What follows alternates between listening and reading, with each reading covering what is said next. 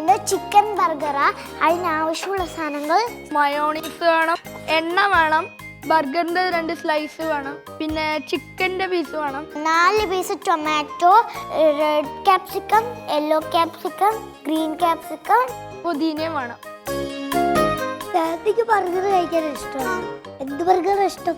എനിക്ക് chicken burger ഇഷ്ടമാണ്. പിന്നെ വെജിറ്റബിൾ മാത്രം വെച്ചിട്ടുള്ള ബർഗർ ഇഷ്ടമാണ്.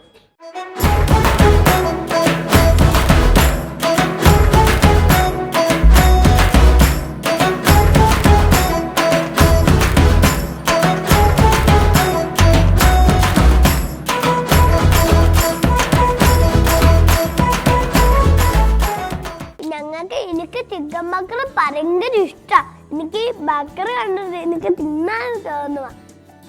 നന്നാവുന്ന പരീക്ഷ ചിലപ്പോൾ ഫസ്റ്റ് കിട്ടുമായിരിക്കും. ഇന്നലെ ഒന്നും ഫസ്റ്റ് കിട്ടിയില്ല. ആ ചേട്ടൻ എന്നെ വഴക്കുണ്ടാക്കും, അല്ലാതെ ഒന്നും ചെയ്യത്തില്ല. അതുകൊണ്ടാണ് ഫസ്റ്റ് കിട്ടാത്തത്.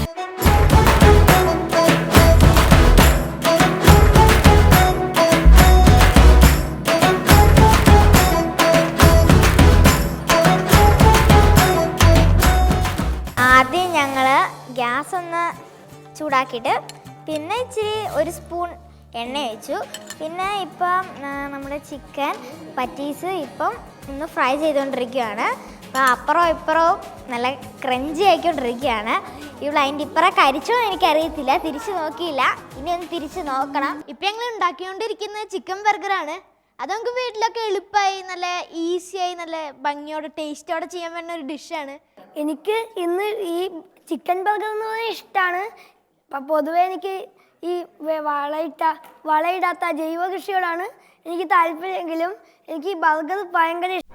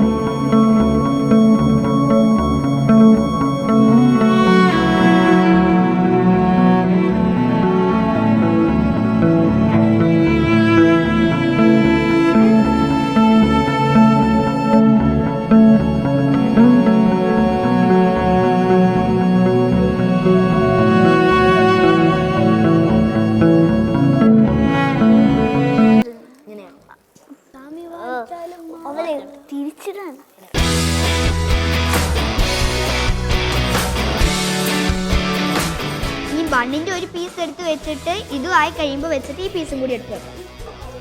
ആയിട്ടുണ്ട്. ഇനി ബണ്ണും കൂടി ഫ്രൈ ആക്കണം. അതായത് ഞങ്ങളുടെ പണി തീർന്നു.